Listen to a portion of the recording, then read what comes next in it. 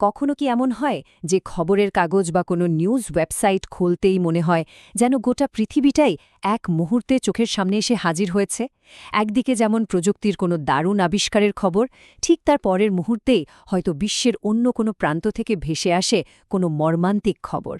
চলুন আজ তথ্যের এই মহাসাগরে একবার ডুব দেওয়া যাক। শুরুটা করা যাক একটা দারুণ খবর দিয়ে। বিজ্ঞানীরা এমন একটা স্মার্টফোনের স্ক্রিন তৈরি করে ফেলেছেন যেটা কিনা সহজেই ভাঁজ করা যায়। ভাবা যায় ফোনটা হয়তো একদিন কাগজের মতো ভাঁজ করেই পকেটে রেখে দেওয়া যাবে।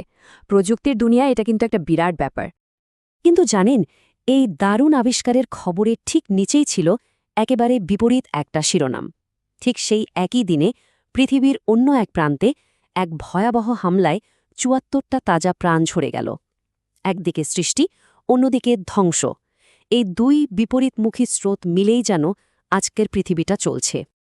তো এই সব আপাত দৃষ্টিতে আলাদা আলাদা ঘটনাগুলোকে একসাথে বুঝতে হলে আমাদের একটা কাঠামো দরকার।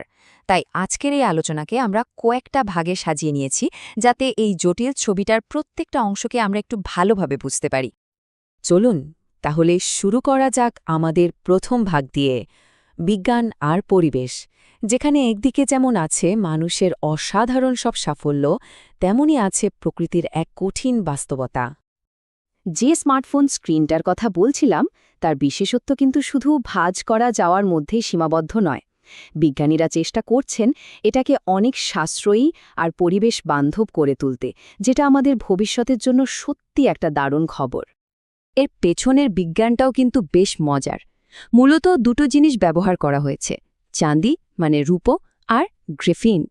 এই দুটোকে মিলিয়েই এই নতুন প্রযুক্তিটা তৈরি করা হচ্ছে। এটা যদি সফল হয় তাহলে আমাদের হাতের ডিভাইসগুলোর চেহারাটাই হয়তো একদিন বদলে যাবে। কিন্তু প্রযুক্তির এই দারুণ সাফল্যের গল্পের পাশেই রয়েছে একটা বেশ অন্ধকার এক বাস্তবতা। ৩০০ টন, ভাবতে পারেন এই বিশাল সংখ্যাটা ঠিক কিসের? আসলে এই ৩০০ টন ছিল মৃত শূকর, যেগুলোকে অবৈধভাবে ফেলে দেওয়া হয়েছিল। আর এর ফলে মারাত্মক একটা পরিবেশগত আর স্বাস্থ্য সংকট তৈরি হয়েছে। মানে একদিকে মানুষ যখন ভবিষ্যৎ গড়ার চেষ্টা করছে, ঠিক অন্যদিকে প্রকৃতির ওপর চলছে এমন ভয়ঙ্কর অত্যাচার। এবার চলুন একটু আন্তর্জাতিক সম্পর্কের দিকে নজর ফেরানো যাক। দেখব কিভাবে দেশগুলো কখনো আলোচনার টেবিলে বসে সমস্যার সমাধান খোঁজে, আবার কখনো একে অপরের বিরুদ্ধে অস্ত্র তুলে নেয়। দুটো একেবারে ভিন্ন ছবি, তাই না? একদিকে দেখুন ভারত পাকিস্তানের মতো দেশগুলোও সিন্ধু জল চুক্তির মতো একটা জটিল বিষয় নিয়ে আলোচনার টেবিলে বসেছে। আবার অন্যদিকে দক্ষিণ চীন সাগরে অধিকার প্রতিষ্ঠা করতে বিভিন্ন দেশ রীতিমতো শক্তি প্রদর্শন করছে। আর এই সব সংঘাতের আসল মূল্যটা চুকাতে হয় সাধারণ মানুষকে। ইরাকের ওই রেস্তোরাঁর উপর যে নৃশংস হামলা হয়েছিল, তাতে ৭৪ জন নিরীহ মানুষের জীবন চলে যায়, ভেঙে যায় অজস্র পরিবারের স্বপ্ন। আচ্ছা, এবার আসা যাক সেই সব খবরে যেগুলো সরাসরি আমাদের সমাজ, আমাদের রাজনীতি আর আমাদের ব্যক্তিগত জীবনকে ছুঁয়ে যায়। এখানে সব রকম গল্পই আছে, হাসি, কান্না, বিতর্ক আর ভালোবাসার নানা কাহিনী। কখনো শুনেছেন একটা বানরকে নিয়ে আদালতে মামলা চলছে? অবিশ্বাস্য মনে হলেও এটাই সত্যি। এক ফটোগ্রাফারের ক্যামেরা দিয়ে একটা বানরের তোলা সেলফির কপিরাইট কার হবে, ফটোগ্রাফারের নাকি খোদ বানরটার? এই অদ্ভুত প্রশ্নটা নিয়ে বছরের পর বছর ধরে আইনি লড়াই চলেছে, আর শেষে তার একটা সমাধানও হয়েছে।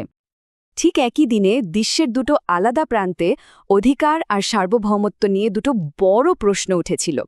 একদিকে অস্ট্রেলিয়াতে সমলিঙ্গ বিবাহের অধিকার নিয়ে দেশজুড়ে গণভোট শুরু হলো, আর অন্যদিকে হংকংয়ের কলেজ ইউনিভার্সিটিতে গণতন্ত্রের সমর্থনে লাগানো পোস্টার একটা দেশের সার্বভৌমত্বকেই প্রশ্নের মুখে ফেলে দিল। কখনো কখনো আবার খুব ব্যক্তিগত একটা ঝগড়াও আন্তর্জাতিক শিরোনামে চলে আসে। যেমন ধরুন, জিম্বাবুয়ের ফার্স্ট লেডি গ্রেস মোগাবে যখন একজন মডেলের বিরুদ্ধে অভিযোগটা আনেন, তখন সেটা নিয়ে বিশ্ব জুড়ে আলোচনা শুরু হয়ে যায়। এই একটা বাক্যই ক্ষমতার অলিন্দে ঘটে যাওয়া অনেক নাটকীয়তার ইঙ্গিত দেয়। আবার এমন খবরও তো থাকে যেখানে জানামানা মুখগুলো মানুষের পাশে এসে দাঁড়ান।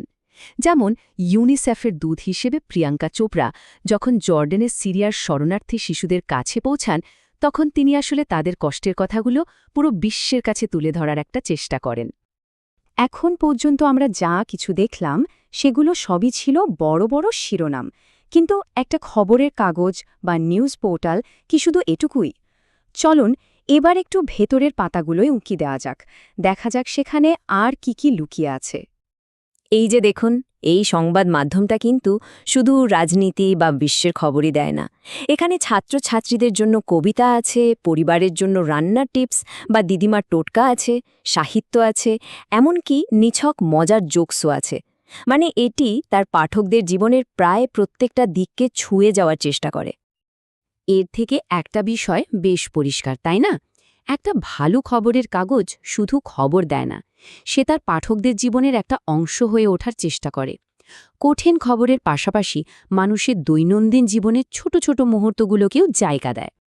তাহলে সব শেষে প্রশ্নটা কি দাঁড়ালো?